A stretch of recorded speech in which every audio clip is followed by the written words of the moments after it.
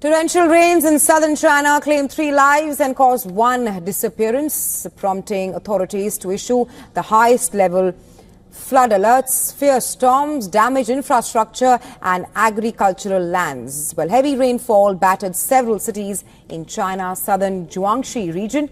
Muddy floodwaters inundated pig farms in the city of Yulin, causing severe waterlogging. The state news agency Xinhua reported havoc caused by flash floods in Longyin city. The Chinese Weather Department has issued an advisory to its residents to take precautionary measures. The likelihood of natural disasters such as floods and mudslides remain high as rainfall is expected to continue over the next 2 days. A series of violent storms and tornadoes tore through parts of the U.S., leaving at least 27 dead. Kentucky has been worst hit. These are the images of the trail of destruction in Kentucky. Devastating tornado damaged homes, tossed vehicles, and left many people homeless. According to the authorities, 18 died and 10 suffered alone in this state. It was within minutes of us actually getting downstairs in our basement. You could literally hear just things ripping like in the distance. You could hear glass shattering everywhere, just roaring like a freight train. It was terrible, to be honest. The noise, the sounds, it's like it all replays kind of in your head. We gathered our kids and bunkered down in a tub as far underneath our house kind of as we could get in our basement. As of today, I can sadly report that we've lost at least 18 Kentuckians, each a child of God, missed by their family that have people mourning them right now. 1 is from Pulaski County, 17 from Laurel County. There are other figures out there. This is just the official process as it goes through DPH, and so there may be more.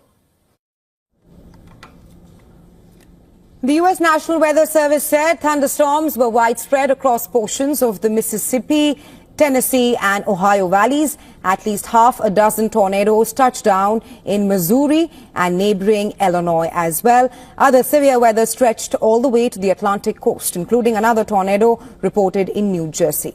In a post on X, U.S. Homeland Security Secretary Kristi Noem said she had spoken with the governors of Missouri, Kentucky and Illinois to offer federal resources in a bid to help their states cope with the storm's aftermath.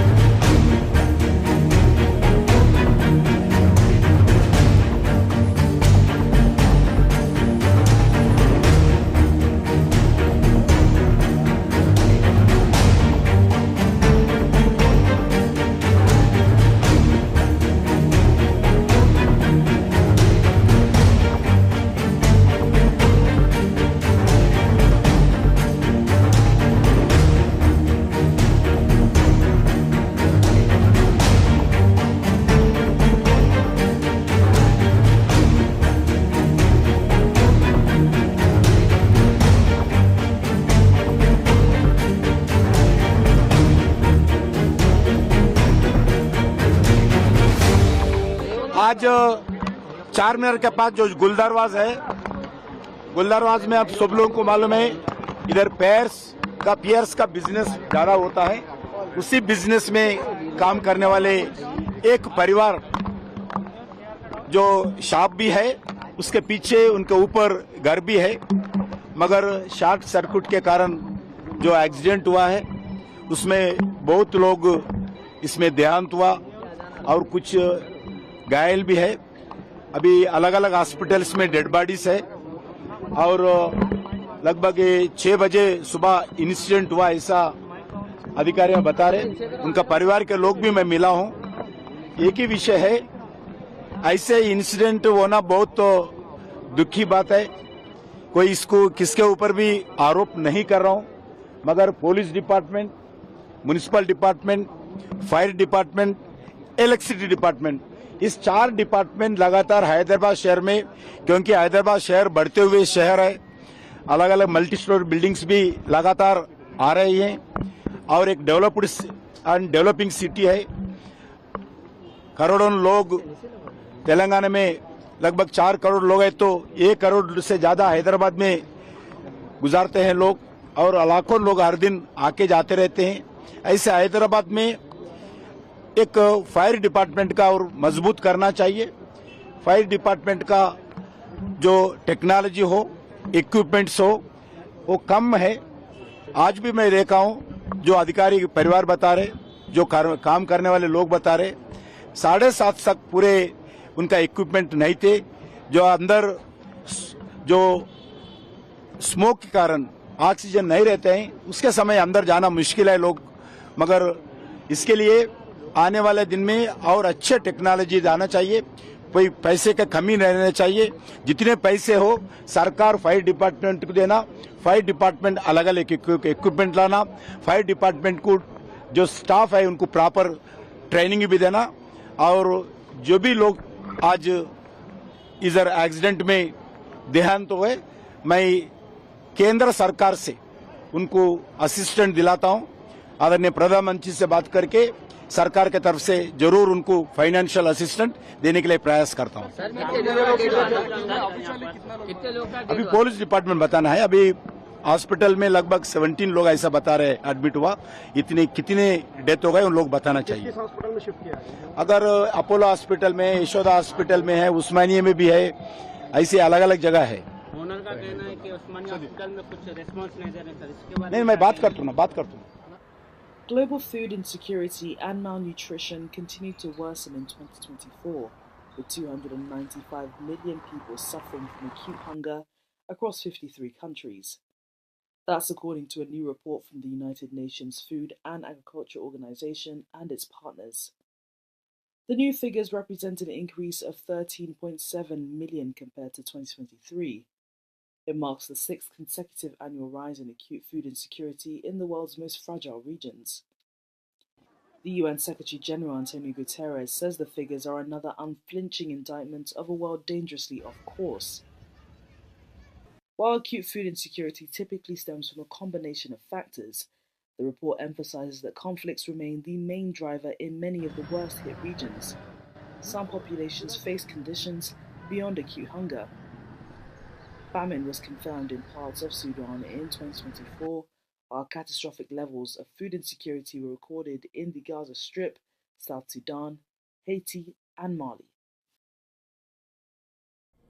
Saudi channel Al Haddad claims that the body of Mohammed Sinwar, Hamas's military commander in Gaza, and Yahya Sinwar's brother, who has been found in a tunnel in Khan Yunis. According to the report, 10 aides were also found dead alongside his body. Well, the report also claims that Mohammed Shabana, the commander of Hamas's Rafah brigade, died in the fire. Israel has not yet confirmed either of these deaths. Now, Israeli strikes had targeted an underground command compound beneath the European hospital where Sinwar was believed to be hiding. Multiple bombings followed that blocked access to the tunnel.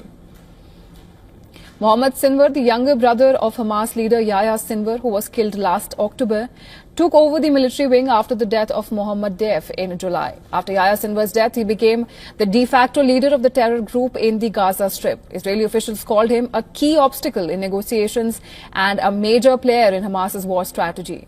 Sinwar's past includes decades of terror activity, 9 months in Israeli and 3 years in Palestinian Authority prisons. He's also named in the 2006 kidnapping of the IDF soldier Gilad Shalit. Sinwar also led the Khan Yunis Brigade before rising to the top. Well, Sinwar's death is expected to mark a significant turning point in the war, given that with him, much of the Hamas leadership has been eliminated since October 7, 2023.